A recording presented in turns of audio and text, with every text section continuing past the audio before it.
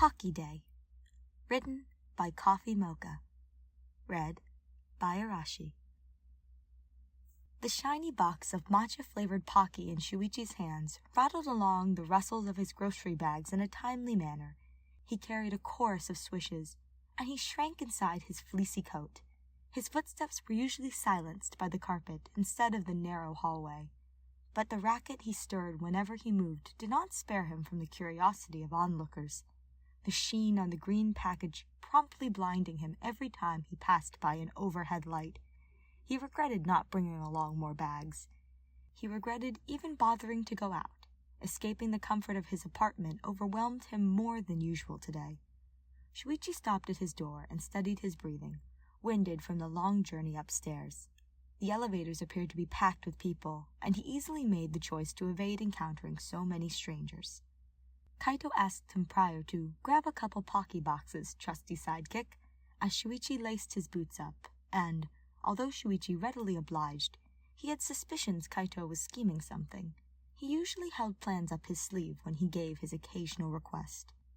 He filed through his coat pockets, his wallet, cash he hastily shoved in there because he didn't want to hold up the line, and there were his keys. Shuichi inserted them into the lock and twisted the doorknob open, introducing him to the warmth permeating the air. He welcomed the heat as he shrugged his trench coat off and hung it on the rack, both relieved to stave the cold away and return home after too many stressful situations. First, he tripped on the way to the bus stop. Falling over wasn't uncommon for Shuichi, although not too keen on sharing it to anyone. He made more missteps than the ordinary person. But, given his luck, or lack thereof it, rather, devised an evil plan to have him break his nosedive, using his elbows, onto freshly chewed gum. His smile strained at the edges when he took off his shirt to the best of his abilities and shoved it in the bin. Logically, it didn't cling stubbornly enough to be noticed, and he scheduled laundry day tomorrow so he could clean the turtleneck almost immediately, but his heart still raced. How dare he be so clumsy in front of so many people? Then he replied, "You too," to the cashier's bubbly, "Thank you for shopping here." He browsed through the endless aisles of imported goods, aimlessly strolling from one side to another as he contemplated which flavors Kaito preferred. Tote bags exhausted to the point of having no space for the slim boxes, he made the rational decision of grabbing 4 pocky flavors: matcha, strawberry, chocolate, and cookies and cream. Shuichi remembered offhandedly about how Kaito enjoyed chocolate after strenuous routines during his astronaut training, and retraced his steps to supply Kaito with 2 more boxes of the chocolate flavor for extra measure. Not because he wanted to see Kaito smile. Kaito smiling? Shuichi had just given a wonderful speech for the public speaking course he signed up for. Veiled in a golden glow from the sun peeking through the window, Kaito ruffled Shuichi's hair with his fist until it seemed he allowed birds to form a nest on his head. Kaito wore a big grin, stretched through the cheeks and creasing his eyes, orange hues lighting his irises and harsh shadows splayed under his jaw. Or instead, the subtle curve of Kaito's mouth on every occasion Shuichi enthused about a recent detective novel he'd successfully solved before the main character did. Okay, maybe he wanted to see Kaito smile again. Making a head count of how many customers queued up at each register, Shuichi reluctantly made his way to the longest line, seeing as how the cashier chipped away at the groceries faster than the others. Once the line lessened significantly, he mentally chanted that in response to most conversations workers stirred up, "You too," was an acceptable reply. It only hit him after he picked up his grocery bags that he replied incorrectly to the cashier. They didn't bat an eye, most likely used to people misspeaking with them, but his stomach curled when he lingered on the thought for too long. Finally, to piece his evening together, he dropped his card and took an embarrassing amount of time struggling to pick it up, having recently cut his nails too short, delaying the queue of passengers at the bus stop. Needless to say, Shuichi had better days. "Welcome home, Shuichi," Kaito greeted, leaning on the kitchen island, resting his head on his palms. He wore a boyish grin, damp hair, and a white shirt splotched in wet patches and gray sweatpants. Shuichi raised his eyebrows, surveying how Kaito's shirt clung to his body around his back and his chest. "Thank you, Momota-kun. Did you rush out of the shower to see me?" "Yeah, I didn't want to miss out on this." As Shuichi set down the groceries, Kaito's eyes zoned in on the various pocky boxes. "You bought them." Shuichi hummed in confirmation, shuffling around to sort the groceries into 2 tall cupboards, 2 low counters, and their refrigerator. He meticulously arranged the drinks in the refrigerator compartments, dry foods into the cupboards, and cleaning products under the counter. All the while, Kaito's eyes rested on him. Kaito's eyes glazed over, unfocused, and his lips were tugged in a straight line. Shuichi shifted from one foot to another, unsure of how to strike a conversation, but worried about Kaito's uncharacteristic silence. He grabbed the pocky boxes to put them inside the cupboard allocated for their snacks, until Kaito slammed his hands onto the island. Shuichi's shoulders jumped as he dropped the boxes. "Shuichi!" Kaito called, and Shuichi inwardly prepared himself for an impromptu heart-to-heart. Judging by Kaito's outburst after a period of stillness, he had psyched himself up for this exact moment. Shuichi picked up the pocky boxes that fell. After a beat of hesitance, Shuichi turned around, holding the pocky close to his chest.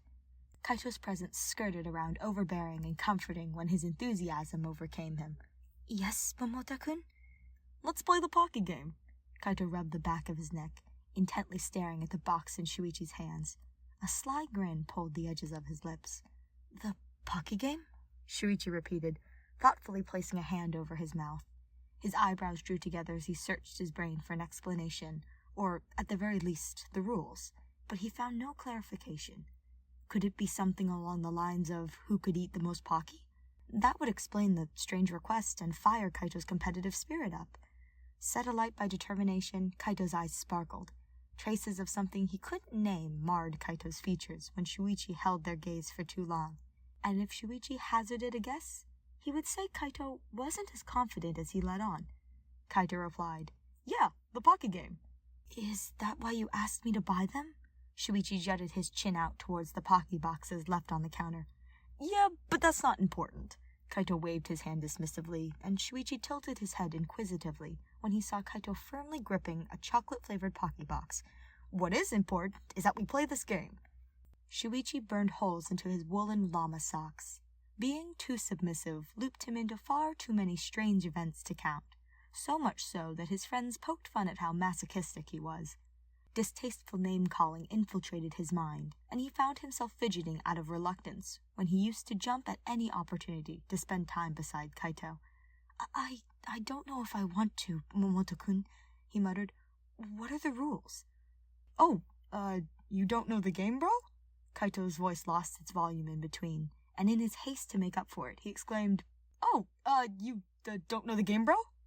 Kaito's voice lost its volume in between, and in his haste to make up for it, he exclaimed "bro" with his whole chest. Shuichi tilted his head. He grew acquainted with Kaito's insecurity and his inferiority complex, but they had been dawdling on the same topic for 5 minutes. Perhaps he was attempting to distract Shuichi from mentioning his irregular moments of shutting everyone out, or maybe he anticipated for Shuichi to initiate the conversation. "Well," Kaito cleared his throat, "you put one pocky stick in your mouth like this." He waved the chocolate pocky stick between his teeth. "Then the other person puts the opposite end of the stick in their mouth." Shuichi's eyes widened. He vaguely remembered Kaede inviting him to a party among some of her close friends, giggling as she shook a pocky box in her hands. In her words, she, innocently conniving as she is, had plans in motion to get their friends to sort themselves out. She bemused over how slowly their relationships progressed, and, despite not wanting to meddle, she wanted to get the ball rolling with a light-hearted version of Spin the Bottle involving Pocky. "It's all up to them. If they choose to meet in the middle, or if they don't, at least it gives them something to talk about," she said. Then you meet in the middle, right?" Shuichi added. Kaito nodded, grabbing another pocky stick. "Yeah, that's right. You're meant to be the first to reach the middle without breaking or dropping it." Shuichi's cheeks blushed rosy, and he twisted a strand of his midnight blue hair around his index finger. The possibility of them kissing reverberated around his head and stilled his heart, just to awaken beating much faster than it did before. "What if we both end up meeting in the middle?" Then it's a tie," Kaito breathed out. Are you sure you want this, Momota-kun?" Shuichi asked, setting the box in his hands on the counter to deflect even considering Kaito's lips. Would they be chapped? Soft? He willed the thoughts away. Kaito hadn't even answered his question yet. "Yeah, I'm sure," Kaito whispered into his ear. Shuichi blinked rapidly, his reverie hindered by how warm Kaito's breath felt across his skin. His back hit the rounded edge of the counter. Kaito caged him amidst his muscular arms. Kaito edged closer. "Do you want this?" Shuichi sharply inhaled. "I do." Kaito balanced one end of the chocolate-coated pocky stick using his mouth, and he leaned closer towards Shuichi's face, holding out the biscuit end. Shuichi bit the other side, hyper-aware of his flush spreading from his cheeks to his collarbones, and the goosebumps prickling his skin on his arms down. Kaito took one small bite. Then Shuichi mimicked his actions, taking his own bite. The pocky stick remained whole. Kaito took a much larger bite than before, and when Shuichi mustered the courage to meet his gaze, he noticed Kaito unabashedly staring at his lips. His stomachs twisted in a knot, and combined with the embarrassment tensing in his muscles, Shuichi broke the stick and turned away. "You lost," Kaito said flatly. "Where is your determination?" Shuichi avoided Kaito's eyes. His heart threatened to thud out of his chest. He lost. He couldn't deny that. Kaito grabbed another pocky stick from the red box and pressed the chocolate-coated end into the opening of Shuichi's mouth. "Let's go again. This time you start." With Kaito's face so close to his, Shuichi's mouth ran dry. He nodded, wary of how chapped his lips were. He ran his tongue over his lips to smooth the cracking skin.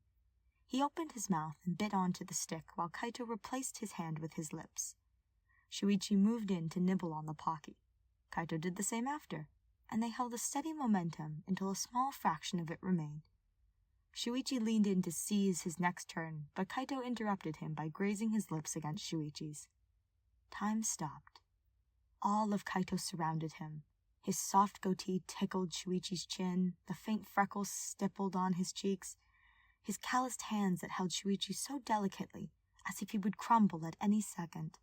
Shuichi closed his eyes. He could only register Kaito, how plump and soft Kaito's lips were when pressed on his own thin ones, how eagerly he moved his lips onto Shuichi's, how swiftly Kaito helped him up onto his feet when Shuichi's knees threatened to buckle, and how his hands traveled from his face to his shoulders onto Shuichi's hips.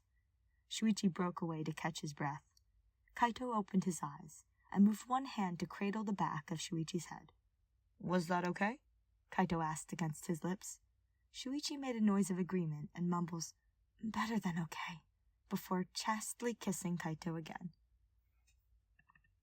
2 empty pocky boxes later, Kaito boasted swollen lips and hickeys scattered across his skin from the neck downwards. Shuichi knew he was in a similar state, having long since abandoned his black turtleneck after Kaito tugged it off to continue mapping Shuichi's skin with his lips. Shuichi, true to his detective nature, prodded at Kaito despite the ambient atmosphere cloaking them both. "So, you've thought about this for a while?" No, it's just something that crossed my mind today."